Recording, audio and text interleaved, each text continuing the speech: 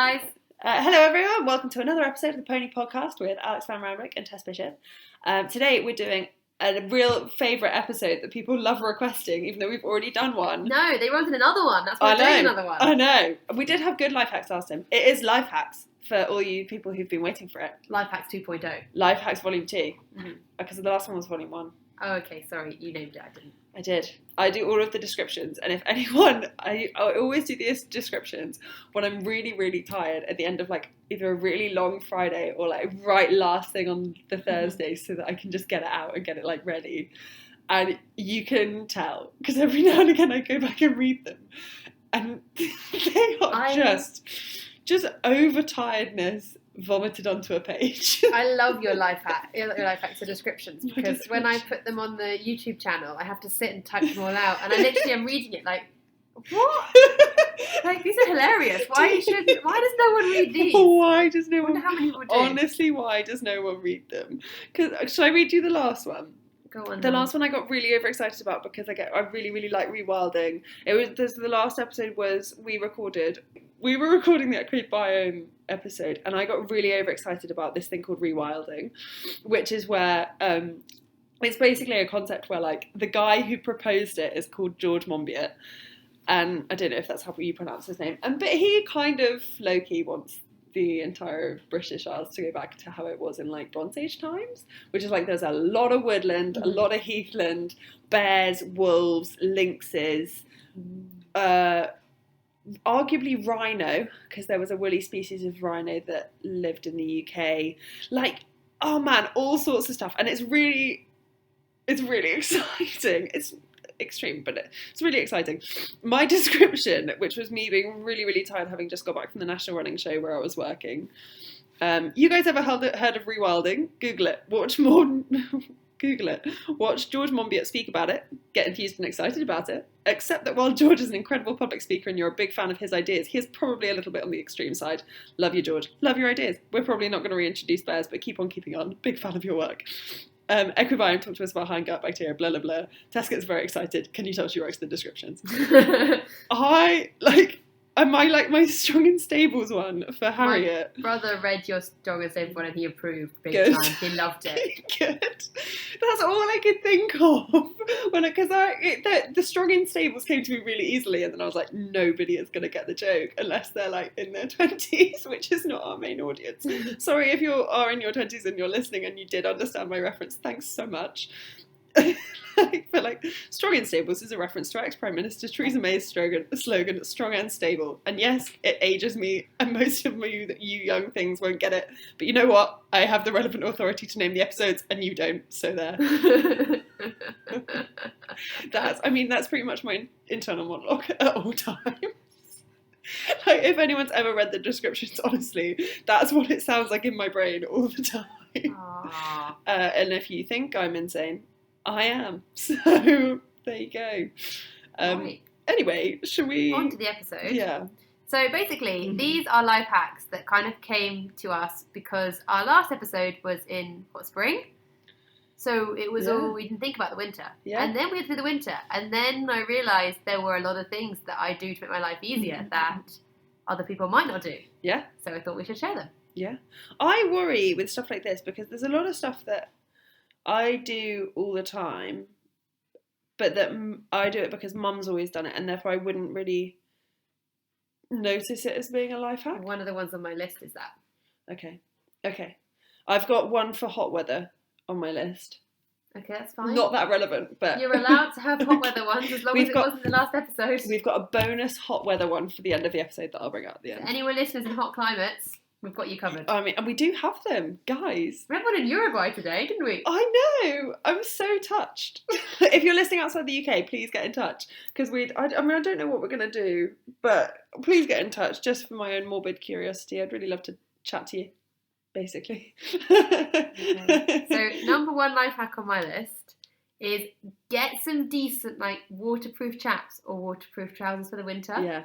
Because as much as you probably will only wear them when it's raining, wear them when it's cold, because they insulate your legs. Oh my God. And they keep the wind out. So I live in my waterproof chaps in the winter, and I get bad chilblains at the tops of my legs. And wearing waterproof trousers has stopped that. Do you prefer waterproof trousers or waterproof? Like, do you prefer full chaps or waterproof trousers? I don't really mind. Yeah. I currently wear chaps because I can wear them when I'm riding out, take them on and off. I've ridden in waterproof trousers. It's really uncomfortable. Yeah. But you can ride them. But then last winter I lived in waterproof trousers, apart from when I rode horses, and that worked just as well. I did find those waterproof and fleece-lined breeches from Noble Equestrian, which is no more. It has been announced. Oh my God, I was very sceptical when I first got them. I was like, useless, pointless exercise. Oh my God, they're so nice. That comes on to my next life hack. Yeah. Get yourself some decent thermals. Oh, yes. We're lucky we've got the fleece line ones. Before then, what I used to do was I have these thermal leggings. I think they're from like Hot Togs. They're like walking ones or proper non-horsey ones. And they fit underneath like summer breeches. So I wore them underneath my breeches, and then I didn't get chilblains. What I will say, with chilblains, you have to be careful that you're not... If you put layers underneath tight clothing, you restrict your circulation, so you increase the likelihood of you getting chilblains. And so I will caveat this with saying that I do work for the company, so I technically have a vested interest, but I wouldn't mention them if I didn't think they were genuinely the best thing in the whole world. I work for a company called Chimera, which do infrared sportswear. And what the infrared does is it increases your circulation. So if you don't catch the heat on top, you dissipate the heat and they'll cool you down. So if you wear the leggings in the summer and you don't put a layer over the top, they help you get rid of heat and they cool you down. But if you catch the heat on top, so if you wear like a fleece layer over the top, because you're increasing your circulation and you're generating more heat, you're then trapping more heat. Oh my God, you are so toasty warm. It's unbelievable. We have one chair in the office, which is like an office chair, which is upholstered with Chimera fabric, because someone decided it would be a fun idea to do. So we have one chair, and it's honestly like sitting on a heated car seat. Like, it's so warm. And you sit there and you're like, and you're like putting your hand underneath, trying to work out if there's like a heat generator in there. And it's just because it's increasing your circulation and then it's trapping the heat for you. So and when I had chilblains last year from working with Harry, from honest to God, my bum to nearly my knee, and they'd all scabbed and they were all scarring and they were horrific, like horrible. And I couldn't get rid of them, and I was trying to like stay warm all the time, and I was trying to put layers on, and I couldn't get rid of them, And I put my Chimera leggings on, and I went for a little jog down the road, and then jogged back. And when I say a little jog, like I'm no great runner. I ran 10 minutes one way and 10 minutes the other way, and then was like, jobs are good, and let's go home now. And they'd gone, like completely gone. They're amazing, like they are. We even have a Pony Pod discount for Chimera, which I think is PonyPod 10. So if anyone wants any stuff, they do gloves as well, which are really, really good. Yeah. Get the glove liners, put them inside your riding gloves. That's another thing with the waterproof trousers, stopping your Chimera promotion. If you've got chilblains because they trap the heat, that they stop you from getting cold and then getting warm again, because you just stay warm. Yeah, and they're windproof. Yeah. So moving on to my next life hack. What's your next life hack? I think most people do this, but I just thought I should put it out there in case. If your hose freezes in the winter, disconnect your hose before you leave the yard and put your hose pipe in a stable or in your feed room, because then at least you've just got to defrost the tap. You haven't got to defrost the whole hose pipe because it won't have frozen. We had one winter where our tap's inside like the feed room froze as well, and the feed room has a boiler in it. We had that. It was bad. We had one year that big freeze, the beast from the east. The only taps that worked on the yard were the ones in our kitchen.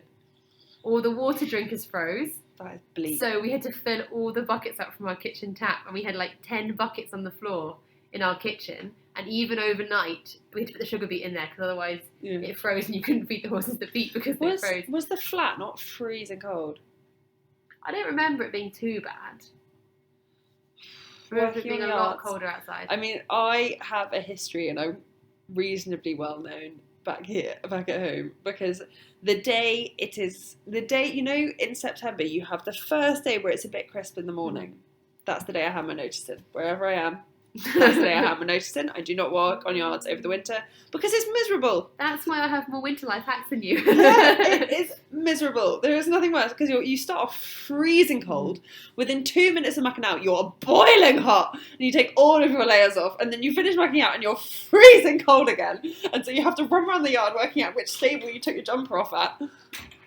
I think you're more dramatic about this than me, because I haven't ever found this to be a drama. Oh, I hate it. I hate it. What does she hate? But my mother's just come in. Do you want to say hello to the podcast? Mum's been on the podcast before. Yeah. Do you remember that episode where we tried not to fight? For like half an hour. But your father hasn't been on the podcast. No, you haven't been We on have the podcast. now. You get talked about on the podcast quite frequently, as you know. I've heard. As you well know. Nothing good. You get lots of good things. Nothing good. I just hate it.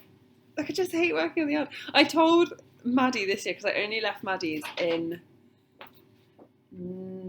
November. Yeah, because I started work on the 1st of November. I did say, you realise how lucky you are that it is past first week of September and I'm still here. I hope you realise you should be thanking me for the fact that I'm still here. That's how nice Maddie was to work for. I was still there in October. My next life hack. Yeah. Get a decent pair of like mucking out gloves or gardening gloves to do things like poo picking, because if your wheelbarrow's all frosty or it's raining, at least they'll be a little bit waterproof. Yeah. And so your hands aren't going to freeze. And it also means if you've got to take ice out of a bucket, you can like get the corner with the gloves because they're waterproof. Or a sieve. You want to get the thing out with a sieve, and you want to take the ice out. Hollander's even better than a sieve. They're largely the same thing, aren't they? Because then you can get the ice out and it doesn't refreeze all like jaggedy. I remember one year here the ice froze so much I could stand on top of it and it wouldn't break, and I jumped and it wouldn't break. That's a lot. It was cold. Yeah, and related to that, my next life hack is at the end of the day when you finish the yard and you've disconnected your hose, before you disconnect your hose, fill a bucket of water and put it in your feed room, because that shouldn't freeze. Yeah. So if you need water in the morning to damp your feeds down and your hose is frozen, you've got water. Yeah. Or if you need water to like top up some buckets, you've got water.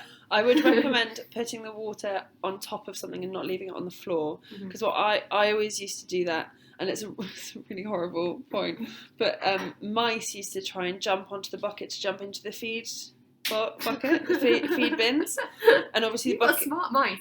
Not so good with it morning. Buckets don't have a hard top on, so they'd fall into the water and not be able to jump out, and then you'd found drowned mice in the morning, and then you've got to throw all the water out because it's had a dead mouse in it all night, and then you've not got any water because the taps are all frozen. Cover it over, or like put it up high or something. It's not a nice thing to come down in the morning to. It's really horrible. Other good thing for water, if you put like a tennis ball or something that can bob around in, it breaks the ice up as it bobs around. Or if the ice freezes around it, you can like pop it down, and then from that weak point in the ice, you can then crack the ice from there. Because like one solid slab of ice is really hard to get through, but if you've already got a little entry point, then job's good. Next one is for rainy days with your phone. Yeah. If you wrap your phone in cling film, then it keeps it waterproof, and you can still use a touchscreen. Yeah. If you don't have touchscreen handy gloves and you don't want to take them off because it's really cold to use your phone, your nose works. That is true. Either that, or if you get some, because the touchscreen on your phone, I'm pretty sure works off. It runs like a really, really slight, really, really faint. Obviously, you can't feel it because you're not getting electric shocks through your fingers all the time. But it runs a really, really slight electric current through your finger, and that's how it works out where your finger is.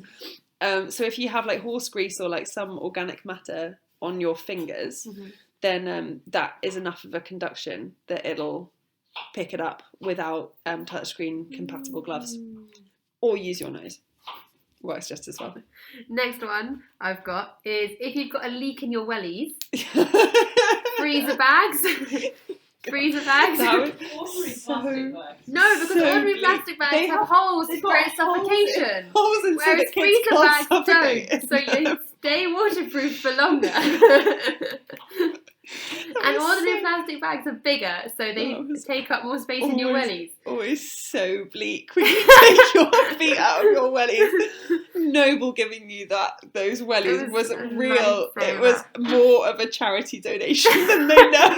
Just to point out, the reason that I have this life hack is that for about 4 months last year, easily more than 4 months. okay, for 5 months, 6 months. my wellies had a hole in because I'd had them so long they'd worn a hole through the sole. And I couldn't afford to buy new ones. So I just kept putting more freezer bags over my feet to keep them dry. But it worked. Couldn't afford new wellies. to use freezer bags. Welcome to the life of a glamorous life of a podcaster, guys. Guys, stay in school, go to university, so you can avoid this. Although you did, you did a master's. Next life hack. This is one of the ones that I thought everyone did. Yeah. Was I always put a sheet under all my rugs. Yeah. To keep the rugs clean. Yeah. But I didn't think so. When someone did my horse for me one night, and they were like, "Oh, do you want how many rugs?" I was like, "Oh, just the one." Because in my head I was like, "Well, the sheet is just there. Doesn't count." And I came in and I'd folded them up together, so they were together like you put them on. And she'd taken the sheet out and just put the one rug on my horse, and I was like, "Huh?" But yeah, it just means that you can take the sheet out and wash it, and the underside of your rugs stay clean and dry, clean and nice, and the sheet can wash in your washing machine. Yeah. I always put a sheet on the bottom because I think it keeps the coat flatter because it lies close to the skin, so it keeps the coat nicer, and it stops. Well, I don't know whether it definitely does, but in my head, it stops them getting electric shocked when you take the rugs off. Because if you have, so we went away on holiday and someone put a fleece on the skin, the layer that was next to her skin, and every time someone took Piglet's rugs off, it would zap her, and that's why when you take her rugs off now, she has to walk around the stable because she thinks she's going to get zapped, so she has to walk away from it in case she gets zapped. So I always put a sheet, like never put a fleece as the second layer because the static that will build up, and either it'll get you or it'll get them, and it's not fun for either of you. The only way you can do it is if you ground yourself, so like take a foot out of your wellies, put a foot on the floor, and then take their rugs off because the electricity then goes straight into the floor. Anyway, if you don't fancy grounding yourself every time you have to take their rugs off, just put like a sheet or something on the bottom layer, and try not to use a fleece as a stable rug. Please. But I'm now moving on to one that I was told about, but I haven't actually tried. Okay. So there is potential for it not to work. So you guys can all try it and get back to us about whether or not you like it. So it's a tip for greys. Okay. If your grey gets Don't grass have one. stains on their legs, put coat shine on before you turn them out. Yeah. And it stops the grass stains from sticking. Yeah.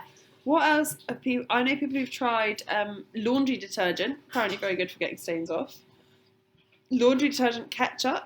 Good for getting them white. I've heard that, but I'm not so. I don't think I'm brave enough to try it. No, I can see it working because it's one of those things. If you've dyed your hair blonde and you want to keep it like platinum blonde and shiny, they recommend washing it in ketchup because it gets rid of brassy undertones. And there's another one. There are loads more like that. Anyone that's got your life hacks for greys, send them to us and we'll do a specific grey episode. Yeah, a grey specific episode. I did hear that though, if you coat shine before you turn them out and stuff, then the mud slides off. Similarly, if you have a horse that's prone to mud fever, if you pig oil their legs before they go out and the mud slides off. This is moving on to my next one. Aha! Top tips from Sam Roberts from that episode. Yeah. Because she gave us some that didn't go into she didn't say in the episode. Yeah. Like coconut oil. On the mane. Yeah. So my lovely Piglet has just gone to my good friend Laura Schroeter, who I know her mum listens to the podcast, so hi Carrie if you're listening. And I sent Laura a lot of messages. I mean, you're familiar with I don't necessarily just do one big message. I do about 1 million sentence messages. Yeah. And I've sent Laura a lot, but they are 1 million long messages because I get a long train of thought and I just paragraphs and paragraphs and paragraphs. And see, normal people then make a phone call. No, don't like it. No. And I just sent Laura one being like, before you have to try and plait her mane is like wire, like actual metal wire. So if you put coconut oil in it and then wash it out before you have to plait, apparently it makes it softer and it means it doesn't cut your hand. I still have, you can see there, the blisters from having to pull her mane. But even with the coconut oil, what I was actually going to say with the life hack was if you have a horse that's mane gets rubbed by rugs, use the coconut oil there because it helps it regrow. Because you have that Megatex shampoo, but that's basically just got coconut oil in it. Yeah. So buy coconut oil from the supermarket, save yourself some money on fancy horse shampoo, and use your coconut oil instead. I don't know whether it's as good for for general moisturising. I know coconut oil is very well marketed at the moment, and there are lots of alternatives that are as good as coconut oil, if not better. It's just that coconut oil has a better marketing team and a better branding. But what are you going for? Well, better branding in general. Oh, okay. But if you're looking for like cooking things to cook with or things to use as moisturisers, lard, genuine lard, it has the same fat content. I think it has the same fat content and it has more amino acids and protein in it than coconut oil, so it's actually better for you. But for your horse's mane, go with coconut oil. I reckon lard was probably good, to be honest. No one knows that lard isn't. Maybe this could be a YouTube video for any fun. I don't know why lard wouldn't be. Lard is cheaper. Lard is horrible. It's what you wear if you're going to swim the channel. Maybe someone can test this for us and they can tell us which one works better. Yeah. Audience, do your research. Yeah. Next one, which I'm excited about. I went to do some house sitting before Christmas. Yeah. And they had loads of mucking out gloves in paired up. Yeah. But what they'd done was they hung up old grazing muzzles outside their stables, and that's where they stored all their gloves. I'm confused. So you know how the grazing muzzles have like a dish, a basket. Yeah. They paired their mucking out gloves out and put them in there. Yeah. So they knew where to find them and they weren't going to get lost around the yard or not go in pairs. Oh. And I was like, that is a good use for an old grazing muzzle. That is a good use for an old grazing muzzle. If you're not, when you said hang them up, I thought they'd make lovely hanging baskets. I mean, you probably could make lovely hanging baskets. You probably could plant a nice plant in them. But yeah, that was my thing. 2 more I've got. Yeah. So dressage boards. Yeah. If you can't afford to buy fancy ones. Guttering. Yeah, white guttering. Yeah. White guttering or we use just poles, but white guttering is good. If you want to make a dressage arena, you can get washing line, and that's make your like 20 by 40 strands. You do, obviously 2 20-metre sides, 2 40-metre sides. You put one diagonal across, and then as long as when you put it out, you have one person on each corner, and you make sure all of the lines are tight, you'll be in a perfect rectangle. Ooh. If anyone is wondering what the background noise is, my parents are cooking dinner and not bothering to be quiet. We're being told to move. One more, and then we're done. Okay. If you can't find any scissors and you have to open a bale of hay, use the string to cut the string. Yeah, because if you... The friction. Yeah, if you floss it, yeah, everyone knows what I mean, then it heats up really quickly and it breaks it. Yeah. Or generally, science. You can, if you... Yeah, science. Or if you get a foot on it, you can normally hinge it off the side and then you keep the... You don't have to try and cut it. My bonus life hack, which I found in the summer, and it works so well. There's a really, really hot day, so I was competing in the heat of summer. It was like 35 degrees or something, and I was in the middle of the day, so it was boiling hot. The best thing I've ever done, if it's really, really hot, get a sponge, fill it with water, and soak your competition shirt so that it's wet. And it's not that nice to do when you're doing it, but oh my god, so comfortable because your heat evaporates all the water, which takes all the heat out of your body. Oh, so comfortable, so nice. And you can do the same for your horse. So before you start warming up, sponge them down so that they're already wet, and then you've already done the job of the sweat, and they start cooling down before they've really started doing the work. And you can bring like a bucket and sponge down to your warm up with you, and have someone sponge your horse off before you go in and halfway through your warm up, and it just keeps you all a bit more comfortable, and it stops you overheating is a really, really bad, obviously a really bad thing to happen because it distracts you and it affects your concentration and it affects your performance in so many ways, and it's a really, really good way for stopping that happening. A more extreme version for before you go cross country is if you dunk your colours completely in a bucket of cold water so that they are soaking, and then you get them, pull them on. They are horrible to get on, but you warm up just feeling like nothing else. Have you got any more? No, that's I think we mentioned them last time. So like if you've got to walk a horse with white socks to a trot up or something, you wrap the socks. Oh yeah. And then take it off, and plaiting the night before, and then hairspraying, like an entire can of hairspray on the mane, and then putting a hood on because it damps down all the flyaways. I think that's all of mine. Yeah. And I won't even have an opportunity to say any more because I've not got a pony at home. It's alright, I'll find some for you. I can do. Oh, you guys! If you guys have got any life hacks, send them in for life hacks number 3. Yeah, and by middle of the season, I'll tell you what it's like to be an event horse owner. Yeah, maybe you'll have some good picnic life hacks. I've got some great picnic life hacks. I do a good picnic. I do a good picnic. I'll do a recipe page. Oh, we'll do a blog. Anyway, thanks so much for listening to my parents cook and our life hacks. If you want to listen to any more of our episodes, because we have mentioned some at the beginning and they are really, really good to go and listen to, just scroll back on whatever podcast platform you are listening to this now on, or you can find us on Apple Podcasts or Spotify if you want to listen to them all in a row. Follow us on Instagram at The Pony Podcast. Follow us on Facebook at The Pony Podcast. If you want to DM us anything, say hi, tell us about your pony, tell us about your, I don't know, grandmother, then email theponypod@gmail.com. And join our flick group, because I was giving up hope on it and then I thought no one was there. And I was just posting, so I kind of stopped posting. And then someone gave us a suggestion on the flick chat and I replied. So yeah, people are there. People do get involved. So make sure you get involved and you can I feel like when people listen to our disembodied voices coming through the phone, it's really easy to forget that we are genuinely really overexcited, nerdy people. I mean, we'll reply to anything, honestly. Anything. Love a bit of feedback. Love a bit of feedback. Love a chat. I mean, literally why we're doing this, because this is just an excuse for us to have a chat, really, isn't it? But yeah, get in contact and we'd love to hear from you all. All right, bye.